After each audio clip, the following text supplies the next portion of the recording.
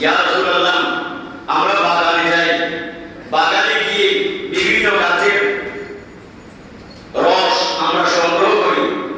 ইয়া রাসূলুল্লাহ, এই রস নিয়ে আমরা বাসার মধ্যে চলে আসি, এই রসটাই মধু হয়ে যায়। আমার নবী বলেন, ও মৌমাছি, গাছের পাতা, গাছের রস, ফলের রস, এগুলো তো তিক্ত হয়, ফাংশন হয়, তোমাদের মধু তো মিষ্টি, এই মিষ্টিটা কিভাবে হয়? তখন মধু উত্তর দিলেন, ইয়া রাসূলুল্লাহ সাল্লাল্লাহু আলাইহি ওয়াসাল্লাম, আমরা যখন বাগান থেকে খস সংগ্রহ করি, রস সংগ্রহ করি, আমরা আমাদের বাসা পর্যন্ত আসতে আসতে আপনি নবীর উপর দুরূদ শরীফ পড়ি, এই দুরূদ